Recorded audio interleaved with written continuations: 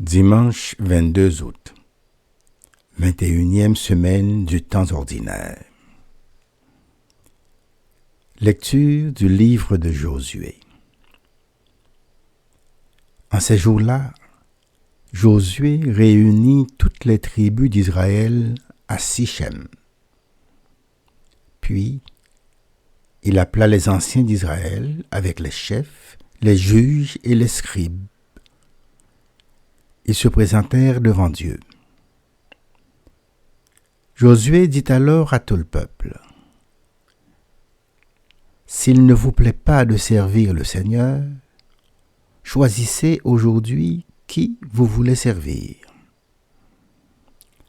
Les dieux que vos pères servaient au-delà de l'Euphrate, ou les dieux des Amorites dont vous habitez le pays. Moi et les miens, nous voulons servir le Seigneur. »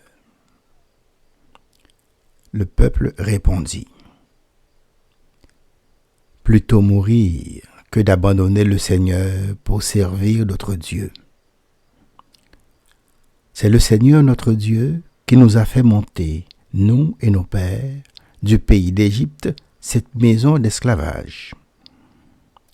C'est lui qui, sous nos yeux, a accompli tous ces signes et nous a protégés tout le long du chemin que nous avons parcouru chez tous les peuples au milieu desquels nous sommes passés.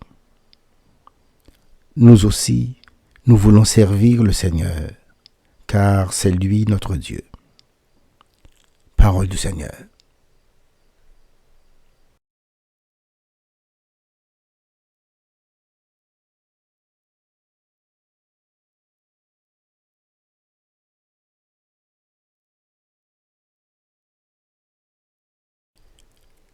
Goûtez et voyez comme est bon le Seigneur.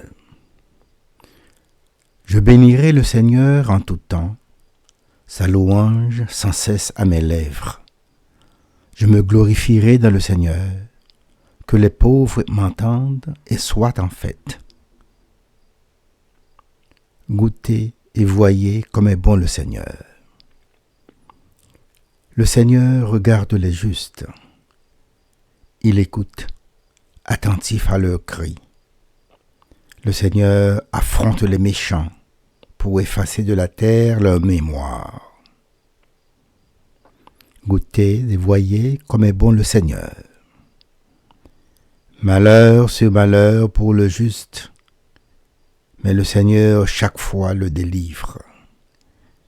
Il veille sur chacun de ses os, pas un ne sera brisé.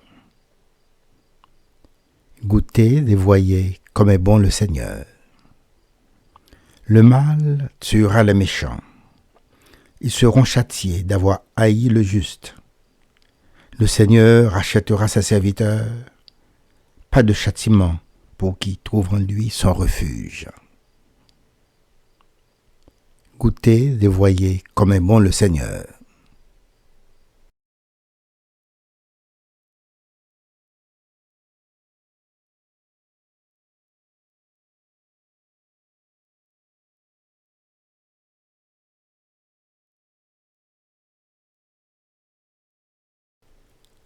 Lecture de la lettre de saint Paul apôtre aux Éphésiens.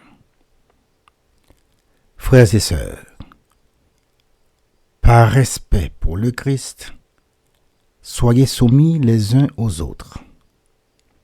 Les femmes à leurs maris, comme au Seigneur Jésus. Car pour la femme, le mari est la tête, tout comme pour l'Église, le Christ est la tête, lui qui est le sauveur de son corps. Eh bien, puisque l'Église se soumet au Christ, qu'il en soit toujours le même pour les femmes à l'égard de leur mari. Vous les hommes, aimez votre femme à l'exemple du Christ. Il a aimé l'Église, il s'est livré lui-même pour elle, afin de la rendre sainte en la purifiant par le bain de l'eau baptismale, accompagnée d'une parole. Il voulait se la présenter à lui-même, cette Église resplendissante, sans tache, ni ride, ni rien de tel. Il la voulait sainte et immaculée.